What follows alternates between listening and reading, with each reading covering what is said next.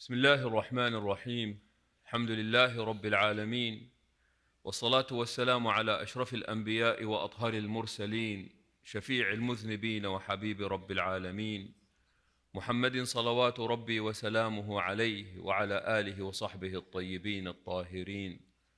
إن الحمد لله نحمده ونستعينه ونستغفره ونستهديه، ونعوذ بالله من شرور أنفسنا وسيئات أعمالنا.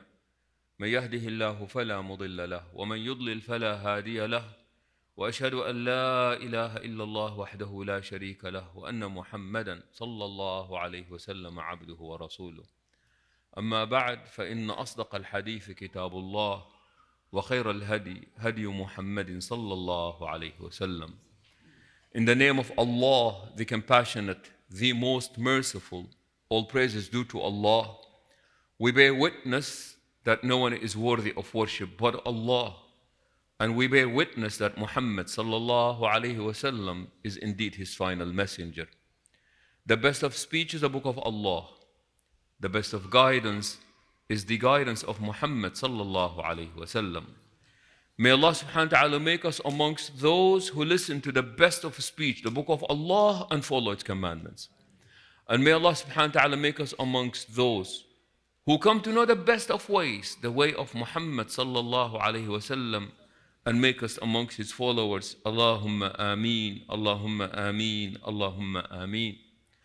يا أحباب رسول الله صلوات ربي وسلامه عليه، يستخدم الإسلام أو القرآن أسلوب القصص لتعليم قارئه.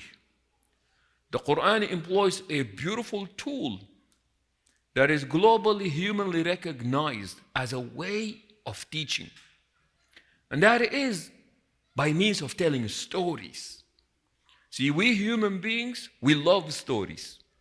Stories captivate us. In fact, there is a research that indicates that when people are listening to a story, a bigger part in their brain lights up than when they are given a lecture. Stories are engaging. They are entertaining. But the Quran does not tell a story to entertain. The Quran tells a story to enlighten people. We said before that outside the messengers of Allah, the most spoken about personality is a sociopath by the name of Fir'aun, mentioned in the Quran in over 70 different places. And when the Quran repeats a story like this, the chances are we are potentially going to experience a Fir'aun in our life is very possible. Sometimes they can be big and sometimes they can be mini Fir'aun, but these psychopaths are amongst us. In fact, again, there is a research within psychology that suggests that psychopaths are about 1% of the population. So in one of these instances, قال ربنا ونادى فرعون في قومه قال يا قوم أليس لي ملك مصر وهذه الأنهار تجري من تحتي أفلا تبصرون. One time, boastfully, Fir'aun calls amongst his people, makes an announcement amongst his people. My people, he said, do you not see that I am sovereign over Egypt, that the dominion of Egypt belongs to me? وَهَذِهِ الْأَنْهَارُ تَجْرِي مِنْ تَحْتِي. And do you not see how these rivers run underneath my feet? أَفَلَا تُبْصِرُونَ. Do you not see that? See, when they speak about the traits and the characteristics of a psychopath, they say that a psychopath is somebody who is absolutely wedded to power. They love power. Chances are they may be addicted to something else, but their biggest addiction is a sense of control and power. They love this idea of control and power. So the man calls the people and he boasts. He said, does not the dominion of Egypt, am I not the supreme sovereign over Egypt? And do you not see how these rivers run underneath my feet? But wait a minute. Why do you claim the river to be yours? You didn't make it. You didn't fill it. You don't control where it comes from. You don't control where it goes. But why do you do that? Idea is power. Even when it comes to something like this. You know how a few weeks ago, the psychopaths in Israel, they decided that the people of Gaza are not worthy of giving water, and they cut off the water there, and then it rained. I am saying Allah subhanahu wa ta'ala bless the people. You cut off the water, Allah is going to send water to them. But then people were shocked to know that rainwater in Gaza belongs to the Israelites. Rainwater that Allah sends in this locality does not belong to you, it belongs to the Israelis. Not only that, it is illegal to collect rainwater. What are you talking about? What do you mean it's illegal to collect the rainwater? See, it's illegal to collect the rainwater because it does not belong to you. هذه الأنهار تجري من تحتي. Fir'aun is not just a story. Fir'aun is a representative of a personality that lives amongst us, walks amongst us. Sometimes they are easy to detect and sometimes they are not. But the Quran does tell you, look, if you want to engage with these people, you must know who these people are. You've got to become aware of their traits, their qualities, symptoms that they have. One thing about this, absolutely drunk with power. هذه الأنهار تجري من تحتي. These rivers run underneath my feet. Other people say, this was him boasting about all these little streams that you have made to water your vegetation. I can cut them off. He is actually making a threat to them. I can actually damage your livelihood. أفلا تبصرون? Do you not see that? أم أنا خير من هذا الذي هو مهين ولا يكاد يبين? Speaking about Musa alayhi salam said, and by the way, do you not see that remember I is very important for a psychopath. These psychopaths are absolutely drunk with the idea of power and control. So what does he say? He said, do you not see that I am better than him? Referring to Musa alayhi salam, he referred to him as Maheen, debased, a nobody. But somewhere else, Allah in the Quran tells us that he is a Kareem, he is noble. Your characterization of him is of absolutely no consequences. You can say it, you can repeat it, you can announce it, but it does not make it a reality. You can refer to the people as being animals, it does not make them an animal.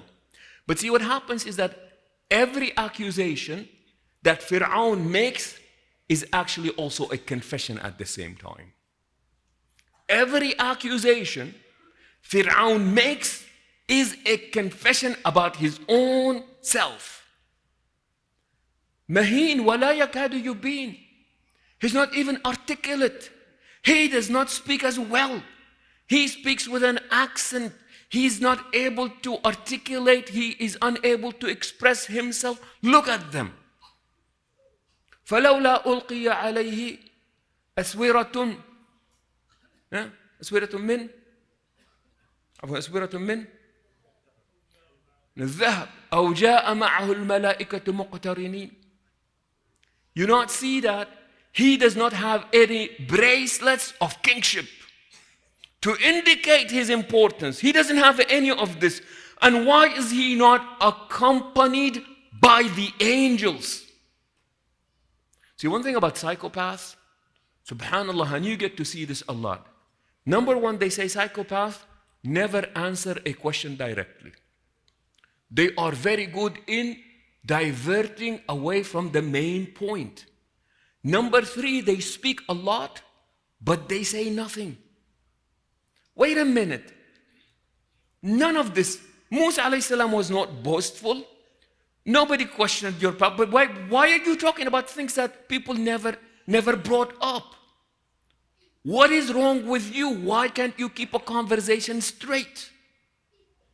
In addition to that, a great sense of cruelty.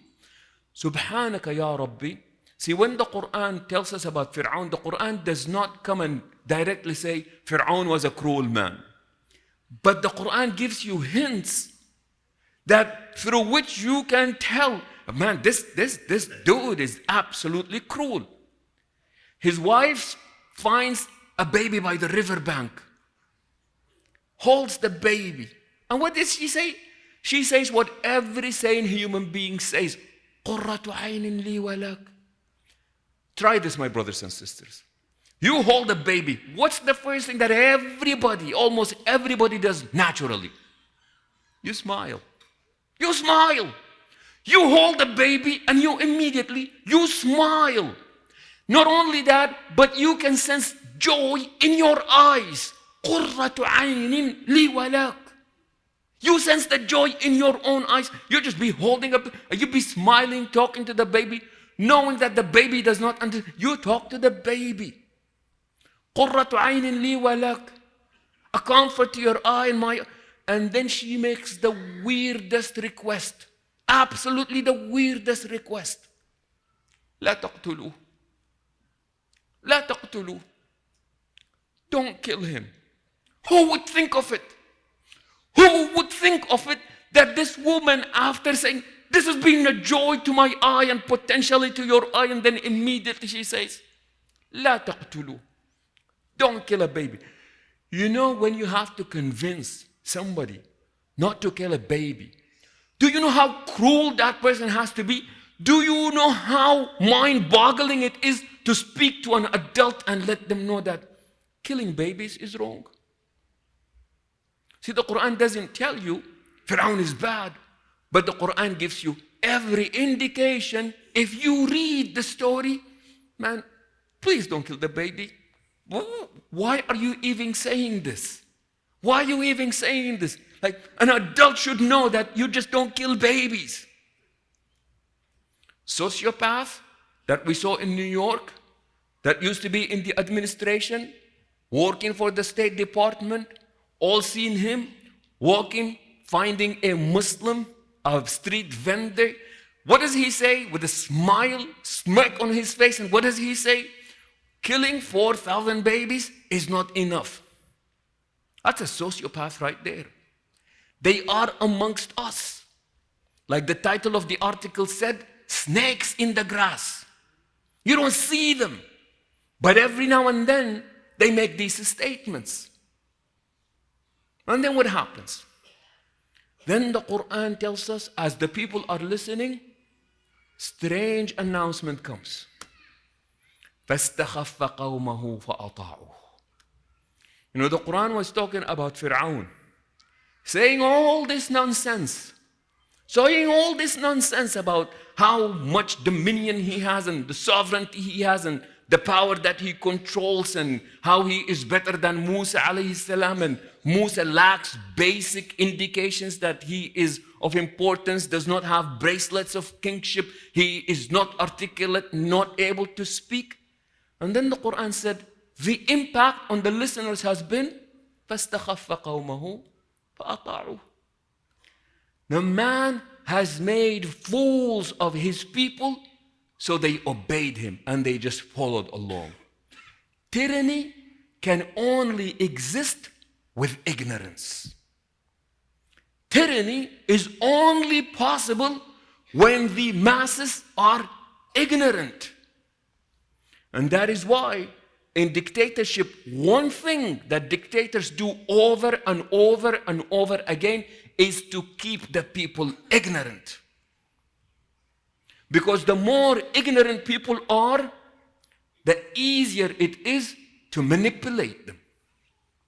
the easier it is to manipulate them. People who don't know anything about anything, they have an opinion.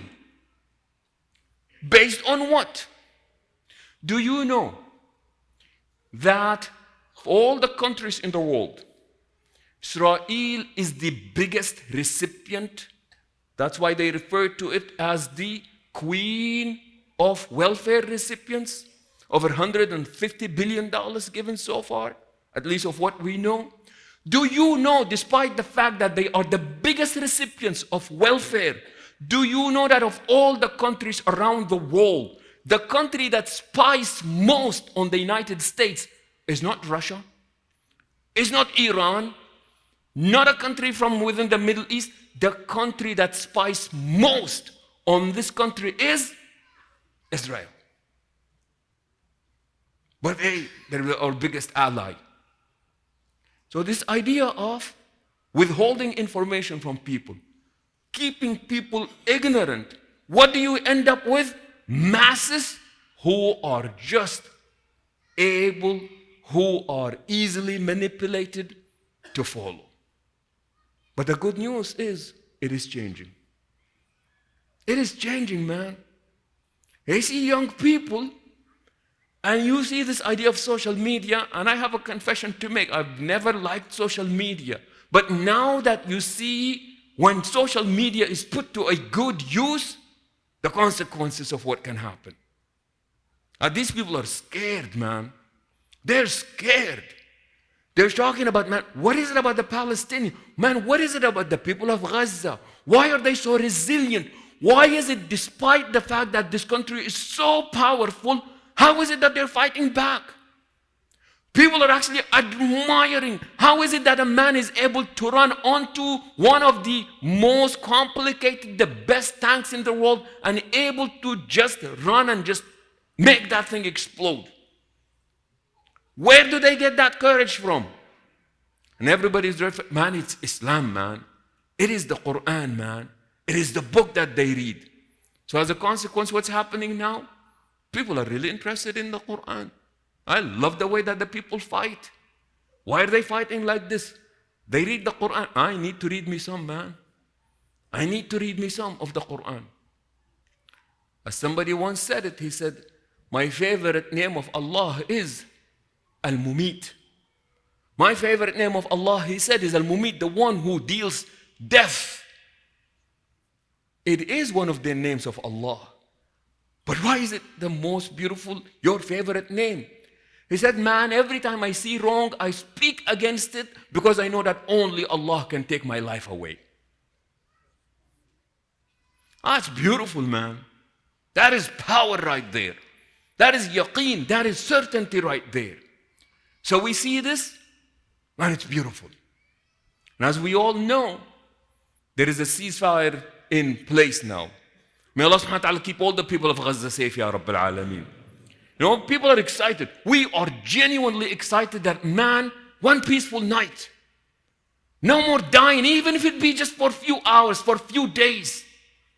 You know who was opposing this ceasefire?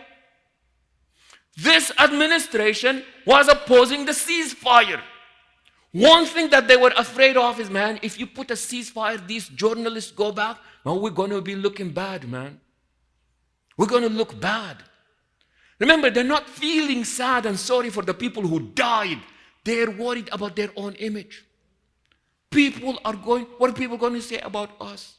People are just going to find out all these dead people, and sadly, we are finding out that there is so much disaster and catastrophe happening in that place. As people are walking back, man, they're seeing dead people on the street, around the hospital. As they're pulling out, the Israelis made sure that they kill as many people as possible. May Allah destroy them, Ya Rabbil Alameen. Wallahi, may Allah destroy them, Ya Rabbil Alameen. Now these people are cruel, man. They are heartless, as Allah subhanahu wa ta'ala has described many of them.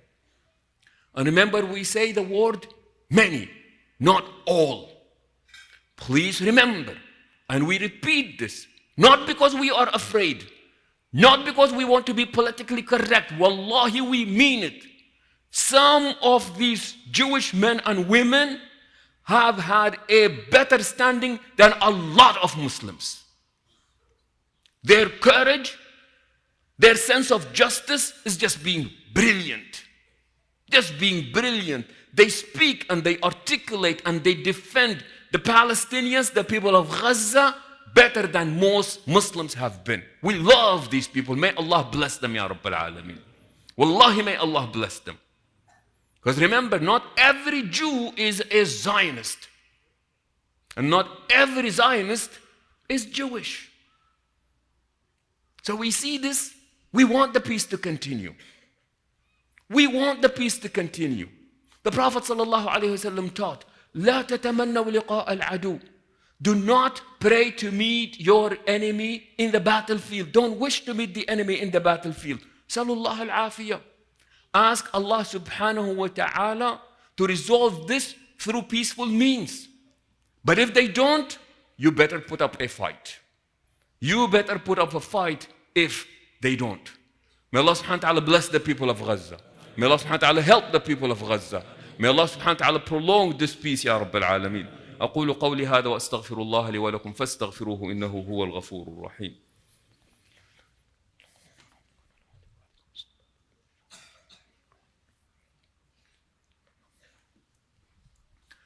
الحمد لله وكفى الصلاة والسلام على رسوله المصطفى وعلى من بآثاره اقتفى. You know, the more you get to know what is going on, some people you just absolutely love. This is just an example. I think I told the story before about this doctor in Gaza, Humam al-Luh. He was the only nephrologist in Gaza. That is the only nephrologist for the entire over 2 million people in Gaza. And he was asked, said, why are you not leaving? He said, man, I'm a doctor, man. I'm here to save people. I don't leave my patients behind. Sending my family, but I'm staying back. I don't leave people behind. I didn't go to medical school to make money. I went to medical school so I can say, I'm not leaving my patients behind. He did not leave his patients behind. He was martyred along with his patients. May Allah subhanahu wa ta'ala bless his soul, Ya Rabbil Alameen. You've got to love this type of courage. You know, in our deen, a shaheed is somebody that gives their life away so that somebody else's life can be better. That's beautiful. Shaheed is somebody who gives their own life away so that somebody else's life can be better. Now, what we've been told is the people of Gaza are allowed to receive aid. That in itself is bothersome. What do you mean? How have they been living for the past month? Oh, now you can give them food. You've seen people, children, who have been receiving stitches with no anesthesia. People who are getting amputated with no anesthesia. Doctors were using the flashlights on their phone to operate. And the world knew about it. The world knew about this. And somehow they allowed it to happen. Now that inshallah we have an opportunity to help the people in Gaza, we want to make sure that we help out. So inshallah we are going to hold a quick fundraiser after this. And basically what we have is just look in this here, what we have is the Palestinian Association of Medical Doctors.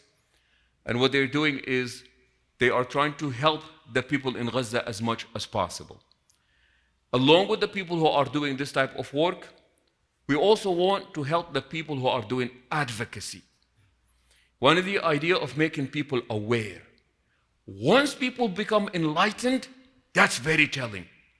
That is when you can expect the real change to come. When people know, when people are aware, that is very important.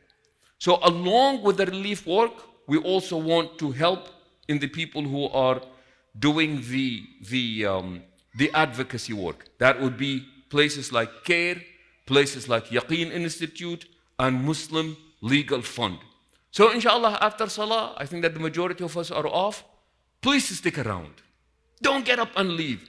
Even if you do not plan to give anything, the idea that you just sat through it is a way of support. Once again, may Allah subhanahu wa ta'ala help the people of Gaza. May Allah subhanahu wa ta'ala make the people of Gaza victorious. May Allah subhanahu wa ta'ala destroy all the people who wish ill for them, Ya Rabbil Alameen. May Allah subhanahu wa ta'ala heal those who are struck amongst them. May Allah subhanahu wa ta'ala reunite them with their loved ones, Ya Rabbil Alameen. May Allah subhanahu wa ta'ala accept the dead amongst them as martyrs. May their abode be the highest place in Jannah, Ya Rabbil Alameen. May Allah subhanahu wa ta'ala once again destroy their enemies, Ya Rabbil Alameen. May Allah subhanahu wa ta'ala help those who are helping them and make us amongst them. May Allah disgrace those who have let them down and not make us amongst them, Ya Rabbil Alameen. اللهم إنك عفو تحب العفو فاعف عنا. اللهم اغفر لنا ذنوبنا واستر لنا عيوبنا وكفر عنا سيئاتنا وتوفنا مع الأبرار. ربنا آتنا في الدنيا حسنة وفي الآخرة حسنة وقنا عذاب النار.